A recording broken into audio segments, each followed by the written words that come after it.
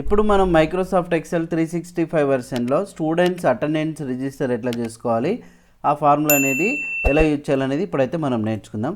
ముందుగా అయితే ఇక్కడ నేనైతే టైప్ చేస్తున్నా చూడండి, roll number, next name of the student అని టైప్ చేస్తున్నా.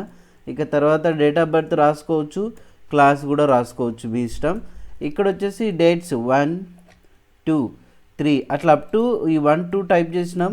ఇంకా డైరెక్ట్గా ఫిల్ హ్యాండిల్ బటన్ అయినా డ్రాగ్ చేయొచ్చు, లేదంటే మీరు ఇక్కడ 1 టైప్ చేసి ఇక్కడ హోమ్లోనే మీకు ఇక్కడ ఆప్షన్స్ అయితే కనిపిస్తాయి కదా.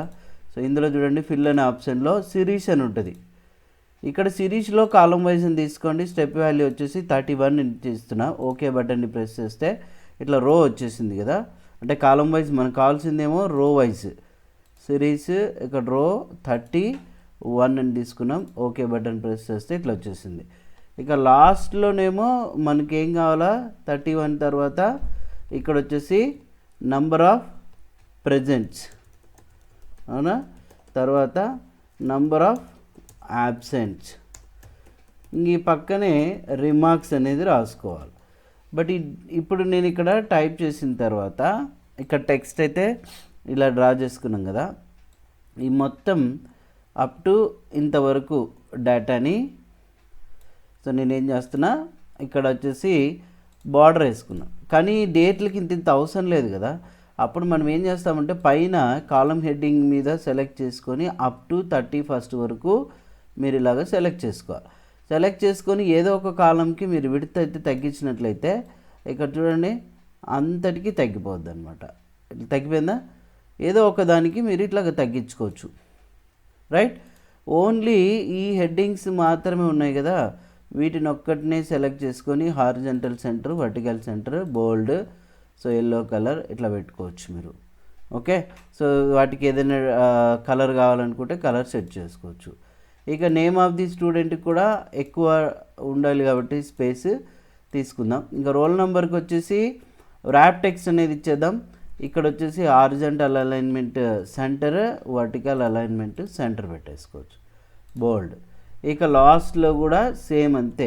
మీరు ఇక్కడ నెంబర్ ఆఫ్ ప్రెజెంట్స్ ఉన్నాయి కదా, వాటర్ మార్క్ అంటే ఇది ఇవ్వండి, horizontal alignment centre, vertical alignment centre పెట్టండి. ఓకే, బోల్డ్ పెట్టుకోండి. చూడండి ఈ రకంగా.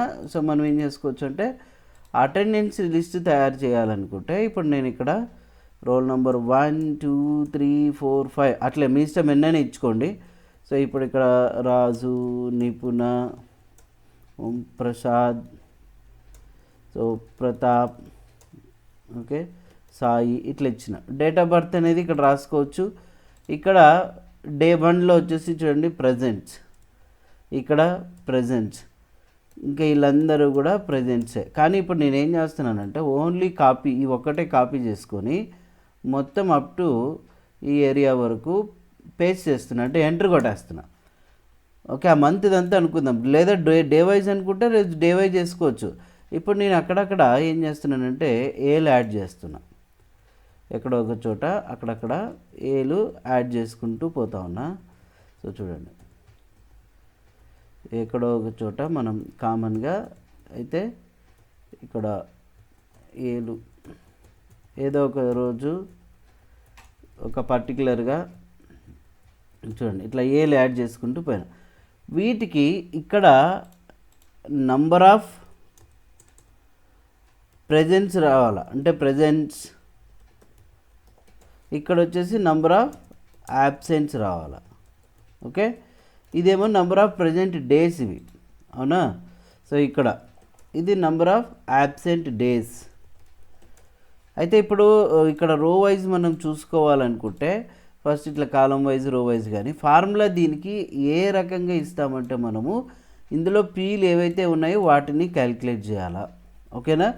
ఏలు ఏవైతే ఉన్నాయో వాటిని మాత్రమే మనం క్యాలిక్యులేట్ చేయాలి. ఎలా యూజ్ చేస్తారంటే ఇఫ్ ఫార్ములా యూజ్ చేసి, అంటే ఈక్వల్ టు కౌంట్ ఇఫ్ అనే ఫార్ములా యూజ్ చేసి బ్రాకెట్ ఓపెన్, ఇక్కడ రెఫరెన్స్ ఉంది కదా. సో ఇక్కడ పీ యొక్క సెల్ అడ్రస్ ఏమి, ఈ అనే కాలంలో 5th రోలో ఉంది కదా. సో కాబట్టి P5 is to లాస్ట్ వరకు ఏది ఉంది, P5 కాదు ఇది, sorry E5 is to last వచ్చేసి E9 కదా, E9 కామా ఒకవేళ దేన్ని మనం కౌంట్ చేయాలా చూపించాలంటే ఓన్లీ పీని డబుల్ కొటేషన్లో మీరు పీ అని ఇవ్వాలి. Double quotation close, enter press చేస్తే సో చూడండి ఆ మొత్తంగా ఎంత ప్రజెంట్ అయినాయి అనేది ఇక్కడ మనకు చూపిస్తుంది. 1 2 3 4. అదే యాబ్సెంట్స్ అనుకోండి equal to count if bracket open range ఎంత ఈ అనే కాలంలో 5th రో కదా, E5 ఇస్టు ఇట్లా వర్టికల్గా E9. ఓకే, సో కామా దీంట్లో ఏది కౌంట్ చేయాలి మనం ఏ. సో చూడండి బ్రాకెట్ క్లోజ్ చేసి ఎంటర్ ప్రెస్ చేస్తున్నా.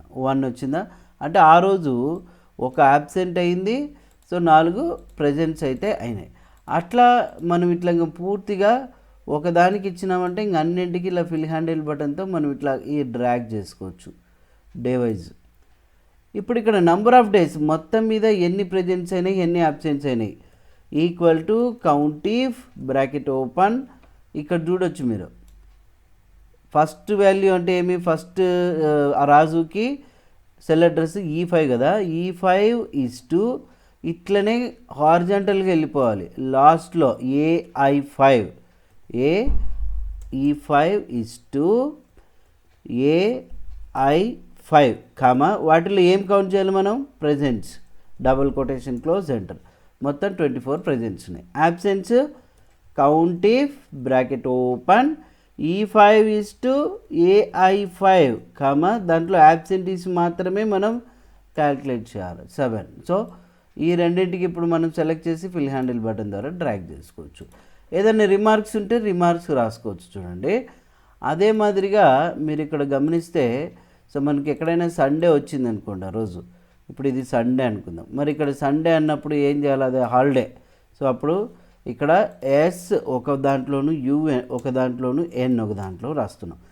సండే అంటే అందులో ఏ కూడా క్యాల్కులేట్ అవుతుంది కాబట్టి ఇట్లా టైప్ చేసుకోవాలి. Horizontal alignment centre, vertical alignment సెంటర్ని పెట్టేస్తే సరిపోతుంది. ఇక్కడ చూడండి SUN సన్ ఇట్లా వర్టికల్గా రావాలనుకో ఇక్కడ ఏం చేస్తాం టెక్స్ట్ని మనం వర్టికల్ టెక్స్ట్ యూజ్ చేస్తాము, వీటికేమో అలైన్మెంట్ సెంటర్ ఇట్లా ఫిల్ చేసుకోవచ్చు. సేమ్ యాజ్ దీన్ని ఎట్లనే కాపీ చేసుకోవడం, ఇక్కడ 1 2 3 4 5 6 7 ఇక్కడ పేస్ట్ చేసుకోవడం. సేమ్ ఇక్కడ కూడా అంతే, ఇక్కడ 1 2 3 4 5 6 7 ఏదైనా హాలిడే వస్తే హాలిడే ఈ రకంగా మనం పెట్టుకోవచ్చు అనమాట. ఓకే, సండేలు మండేలు ఇట్లా యాడ్ చేసుకుంటూ పోవచ్చు. ఇట్లా మీరు స్టూడెంట్ మార్క్ లిస్ట్ అనేది చూడండి, టైటిల్ ఇక్కడ వస్తుంది, మంత్ వచ్చేసి సో ఇక్కడ మంత్ టైప్ చేసుకోవచ్చు మనం. దీనికి షిఫ్ట్కి పట్టుకొని అండర్స్కోర్ వస్తే ఈ రకంగా వస్తుంది. ఇక నెక్స్ట్ వచ్చేసి ఇయర్ ఇక్కడైనా టైప్ చేయొచ్చు, అక్కడైనా టైప్ చేయొచ్చు, రైట్. ఇట్లా స్టూడెంట్స్ అటెండెన్స్ రిజిస్టర్ అనేది కౌంట్ ఇఫ్ ఫంక్షన్ యూజ్ చేసుకొని ఈ రకంగా మీరు తయారు చేసుకోవచ్చు అనమాట, రైట్. సో ఇది మీరైతే ఒకసారి ప్రాక్టీస్ అయితే చేయండి. సో ఇట్లనే యాజ్ ఇట్ ఈస్గా తర్వాత నెక్స్ట్ క్లాస్లో వేరే టాపిక్ గురించి డిస్కస్ చేద్దాం. ఈ వీడియో నచ్చినట్లయితే లైక్ చేయండి, షేర్ చేయండి, కామెంట్ అయితే ఇవ్వండి. Thank you.